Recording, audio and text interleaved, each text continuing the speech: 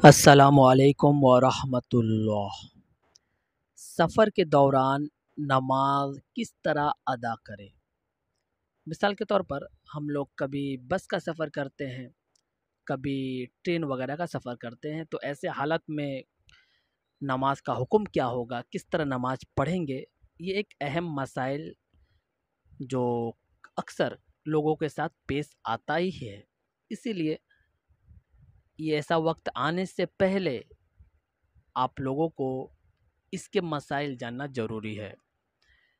तो इसके लिए 3 ऐसे पॉइंट है जिसका जानना बेहद ज़रूरी है, वरना आपका नमाज होगा ही नहीं। दलील के तौर पर फतावा हिंदिया जिल्द 1 पेज नंबर 64 और दुर्र मुख्तार जिल्द 2 पेज नंबर 119 वगैरह और मसाइल की किताबें देखे जा सकते हैं। तो सबसे पहले नमाज जो पढ़ना है वो हम लोग किबले की रुख होकर पढ़ते हैं, लेकिन सफ़र में मुश्किलात पेश आ जाती है। तो सफ़र में भी यानी कि बस और ट्रेन में भी आपको किबला रुख होकर नमाज पढ़ना ये आपके लिए वाजिब है, ज़रूरी है, फ़र्ज़ है। अगर आप जानबूझकर इसको तर्क करेंगे तो आपका नमाज होगा ही नहीं। आप किबला रुख सफ़र में तो बहुत मुश्किल होती है, तो इसके लिए प्ले स्टोर वगैरह से कैंपस वगैरह, किबला रुख वगैरह इस तरह के बहुत सारे ऐप आपको मिल जाएगी। आप वहाँ से डाउनलोड करके किबला किस तरफ है वो आप देख सकते हैं। बहुत से लोगों को किबला किस तरफ है पता ही नहीं चलता, तो किबला का इमेज बना रहेगा। इमेज आप फ़ोन को कहीं भी रख दें, किबला का इमेज बना रहेगा, उसी रुख आपको नमाज पढ़ना है। तो इस तरह पहली इन्फॉर्मेशन आपको मिल जाएगा किबले रुख कौन सा है। अगर ये आपको समझ में नहीं आता, बल्कि आप ये सब तैयारी पहले से सीख लें, पहले से आप ये सब जान लें, क्योंकि ये सब पेश आती है सफ़र में, पहले से जान के रखें। लेकिन अगर आपको ये इसमें भी नहीं चलता, आपको नहीं समझ में आता, तो आप लोगों से पूछेंगे, आसपास के जितने लोग हैं सबसे पूछेंगे कि किबला किस तरफ है।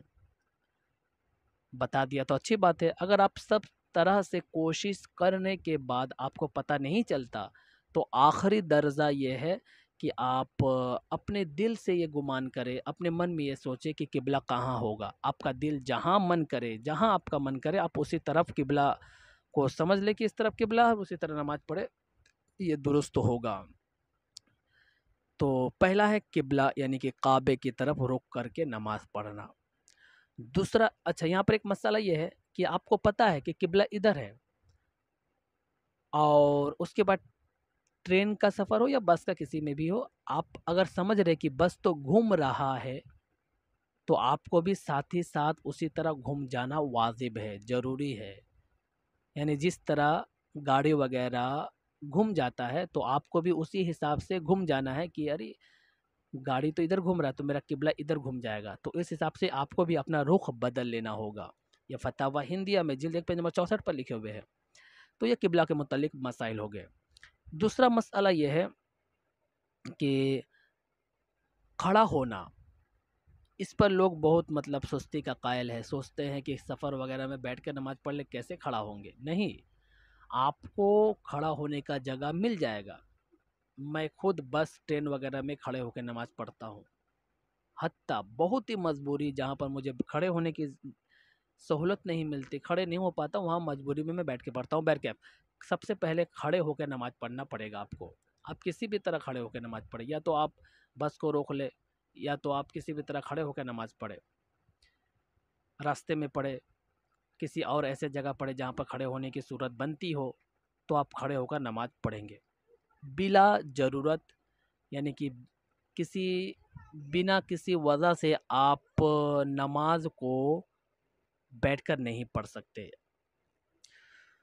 तो ये पूरी कोशिश करना है आपको खड़े होकर, वरना आपकी नमाज ही नहीं होगी। लेकिन आप देख रहे कि नहीं, कोई सूरत बनती ही नहीं खड़े होने की, तो आप बैठकर नमाज पढ़ सकते हैं मजबूरन। बेहतर है कि ऐसे नमाज को आप बाद में लौटा लें।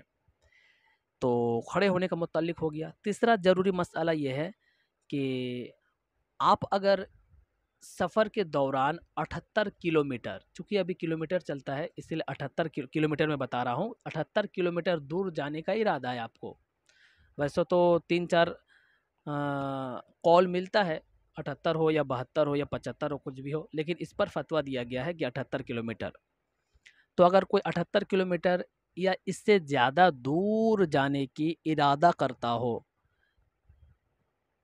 और कम से कम 15 दिन से कम रहने का इरादा करता हो, एक तो 78 किलोमीटर या उससे दूर जाने का इरादा हो और 15 दिन से कम रहने का इरादा हो, तो वो नमाज को कसर करेगा।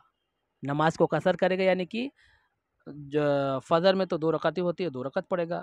ज़ोहर में 4 होती है, यानी कि फ़र्ज़ की बात कर रहा हूँ, 4 होती है तो 2 पढ़ेगा। असर में 4 होती है तो 2 पढ़ेगा। मगरिब में 3 होती है तो 3 ही पढ़ना पड़ेगा और इशा में 4 होती है तो 2 पढ़ना पड़ेगा। ये है कसर, यानी कि नमाज को कम करना। तो मुसाफिर के लिए ये कसर करना लाज़िम है, ज़रूरी है।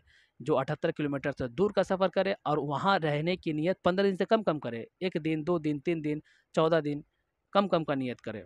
लेकिन अगर कोई 15 दिन से ज़्यादा का नियत करता है तो फिर वो मुसाफिर नहीं कहलाएगा। बहरकैफ़ ये मुसाफिर के मुतल्लिक़ और बस, ट्रेन वग़ैरह में नमाज़ पढ़ने के मुतल्लिक़ कुछ मसाइल थे। 78 किलोमीटर वाली बात फ़तवा दारुल उलूम देवबंद में मिल जाएगी। तो उम्मीद है आपको ये मसाला बहुत ही ज़रूरी मसाइल है, जब आप इसका शिकार होंगे ना तब आपको पता चलेगा इसकी अहमियत। इसीलिए इस मसले को आप अपने इल्म में रखें और काबा वगैरह किस तरह चेक किया जाता है, सर्च किया जाता है, जानकारी किया जाता है, इसको भी देख लें, वक्त में बहुत काम आएगा। आप जब ऐसे वक्त का शिकार होंगे ना तो आपका दिमाग काम ही नहीं करेगा। इसलिए बेहतर है कि कम से कम जाने से पहले, सफ़र में जाने से पहले, दूर सफ़र करने से पहले इन मसाइल का इल्म रखना, किताबों वगैरह को देख लेना, बयानात वगैरह को सुन लेना, ये आपके लिए बहुत ही बेहतर होने वाला है। तो इसको अपने दिमागों में ज़रूर रखें। अस्सलामु अलैकुम व रहमतुल्लाह।